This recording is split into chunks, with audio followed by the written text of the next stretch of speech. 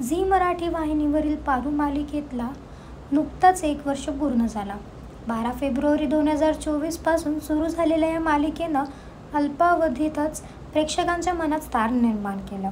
त्यामुळे सध्या पारू मालिका लोकप्रियतेच्या शिखरावर आहे. या मालिकेत अभिनेत्री शरयू सोनवणे, प्रसाद झावदे, मुग्धा कर्णिक, विजय पटवर्धन, अनुज साळुंखे, संजना काळे, संतनू गंगणे अशा तगड्या कलाकारांनी साकारलेली पात्रं आता घराघरात पोहोचली आहेत. पण लवकरच मालिकेत खूप मोठा ट्विस्ट येणार असल्याचं पारू म्हणजेच अभिनेत्री शरयू सोनवणेने सांगितलं. पारू मालिकेच्या वर्षपूर्तीनिमित्ताने खास सेलिब्रेशन करण्यात आलं. यावेळी पारूच्या भव्य पोस्टर लॉन्च केलं. पण हा खरा मालिकेतील सीन आहे.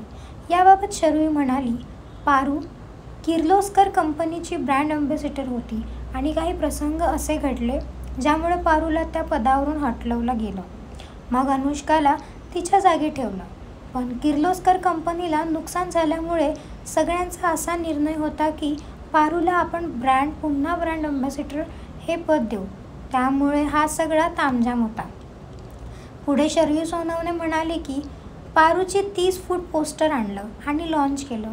पण पोस्टर लॉन्चच्या तामझामामध्ये एक मोठा ट्विस्ट आहे जो मी आता सांगणार नाही आहे. दिशा परत आलेली आहे. अनुष्का आणि दिशा या दोघीजणी एकत्र मिळाल्याने आहेत.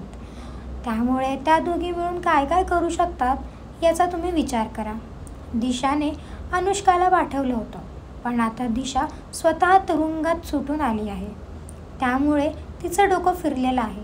म्हणून मला पण माहीत नाही त्या काय करणार आहे.